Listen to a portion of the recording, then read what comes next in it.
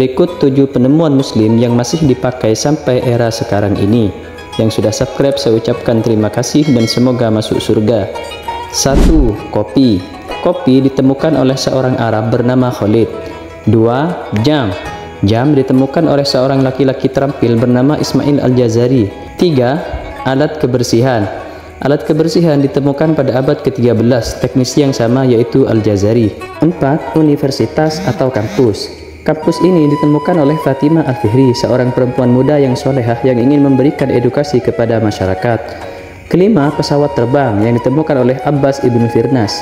6. Peralatan bedah yang ditemukan oleh Abul Qasim Khalaf ibnu Al-Abad Az-Zahrawi, seorang pria yang dikenal barat sebagai Abul Chasis. 7. Al-Jabar yang ditemukan oleh Al-Khawarizmi. Sahabat, tahukah Anda bahwa Rasulullah mempunyai jin kesayangan yang bernama Muhbar? Sebelumnya yang sudah subscribe saya ucapkan terima kasih dan semoga masuk surga. Diketahui jin Muhbar telah mengikuti para nabi semenjak masa Nabi Nuh alaihi salam. Suatu ketika untuk memfitnah Rasulullah, kaum kafir Quraisy menyembah berhala selama 3 hari berturut-turut dengan memberi sesajen dan persembahan yang luar biasa. Akhirnya berhala tersebut dimasuki oleh jin kafir yang bernama Musfir. Kemudian jin kafir tersebut menjelek-jelekkan Rasulullah Shallallahu Alaihi Wasallam. Kemudian salah seorang kafir Quraisy meminta berhala tersebut untuk menjelek-jelekkan Rasulullah di depan umum. Mendengar hal itu, jin Muhbar sang pembela Rasulullah kemudian tidak terima, lantas membunuh berhala yang dimasuki oleh jin kafir tersebut. Setelah membunuh jin kafir tersebut, jin Muhbar tersebut kemudian masuk ke dalam patung tadi dan membela Rasulullah di depan umum. Mendengar hal itu, Rasulullah tersenyum bahagia, kemudian mengganti nama jin tersebut menjadi Abdullah bin Abhar. Sahabat, syirik adalah dosa yang paling besar dan yang paling sulit diampuni oleh Allah Subhanahu wa taala. Nah, sebagai muslim kita wajib tahu berikut 4 dosa syirik yang wajib kita hindari. Yang sudah subscribe saya ucapkan terima kasih dan semoga masuk surga. Jenis syirik yang pertama ialah syirik al-ilm.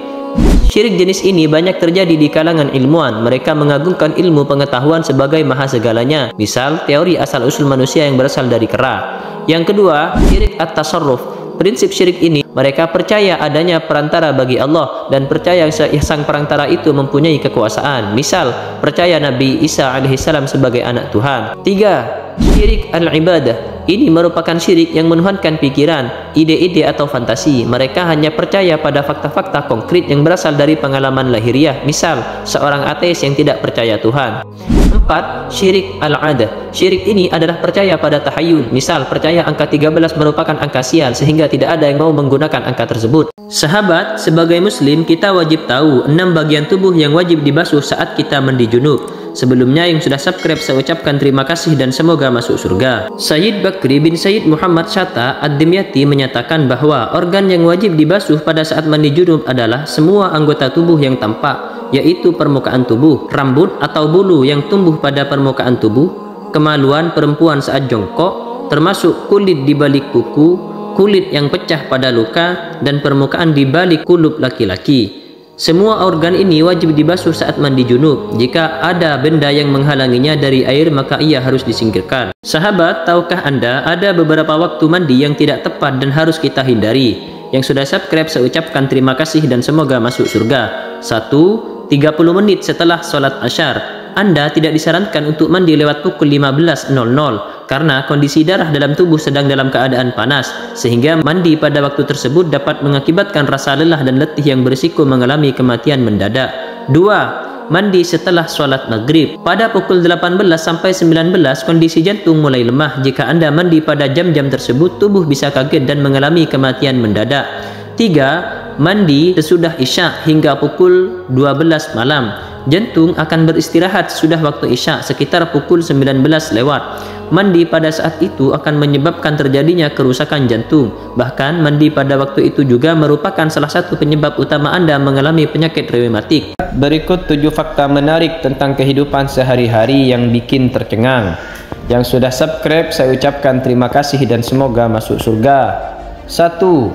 Mata menyala ketika difoto menggunakan flash. Yang kedua, panjang telapak kaki dan lengan sama. 3. Coklat itu bikin bahagia. 4. Kadaluarsa air mineral. Jangan salah paham ya, tulisan expired di botol minuman mineral menunjukkan masa kadaluarsa botol, bukan airnya. 5. Keyboard lebih jorok dari toilet. 6. pola lidah. Sama seperti sidik jari, nyatanya setiap orang memiliki sidik atau pola lidah yang berbeda-beda. 7. Air mata sedih dan bahagia berbeda. Tidak banyak yang tahu air mata manusia nyatanya memiliki bentuk yang berbeda-beda ketika dilihat di bawah mikroskop sesuai dengan penyebabnya. Ya, bentuk air mata kesedihan dan kebahagiaan nantinya akan berbeda-beda ketika dilihat di mikroskop. Diketahui sihir atau santet adalah tipu daya setan yang biasanya dilakukan oleh dukun atau tukang sihir atau orang pintar. Orang-orang yang mudah terkena santet atau sihir yakni yang imannya lemah dan tak mendekatkan diri pada Allah Subhanahu wa taala. Ada beberapa amalan agar terhindar dari santet dan sihir yang bisa kamu amalkan. Sebelumnya yang sudah subscribe saya ucapkan terima kasih dan semoga masuk surga. Amalan yang pertama ialah membaca ayat kursi. Amalan agar terhindar dari santet yang pertama yaitu dengan membaca ayat kursi dan berdoa kepada Allah. Adapun cara mengamalkannya yaitu membaca ayat kursi selepas sholat 5 waktu, membaca ayat kursi sebelum tidur. 2. Membaca Al-Ikhlas, Al-Falaq dan An-Nas. 3. Dengan melafalkan 2 ayat terakhir surat Al-Baqarah. Yang keempat, membaca ta'awud. Yang kelima, membaca zikir di pagi dan sore hari. Sahabat, sebagai muslim, kita diwajibkan untuk memilih pemimpin dan dilarang bagi kita untuk golput. Hal ini didasarkan pada firman Allah di dalam Al-Quran, Ati'ullah wa ati'ur rasul wa ulil amri minkum. Taatilah kalian kepada Allah dan Rasulnya serta taatlah kepada para pemimpin di wilayah kalian.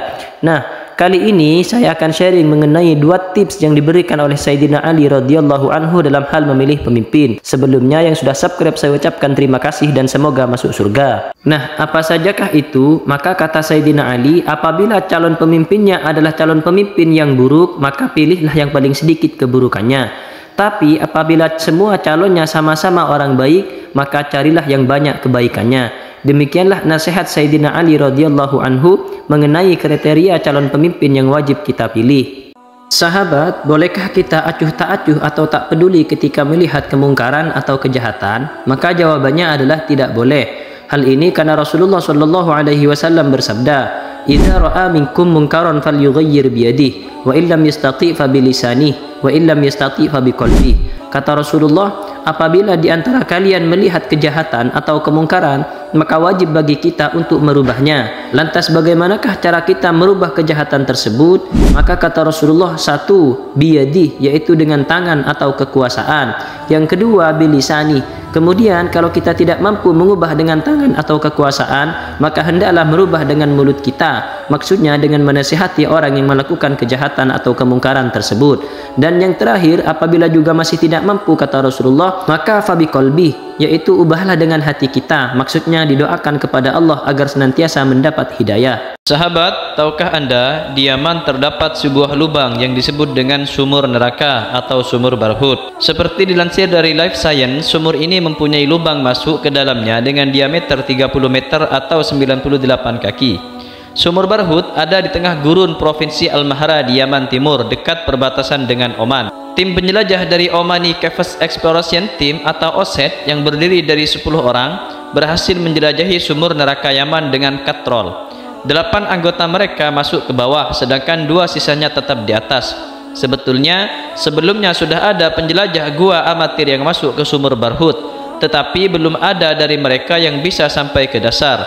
Gua yang dikenal sebagai sumur neraka tersebut mempunyai kedalaman 167 kaki atau 112 meter.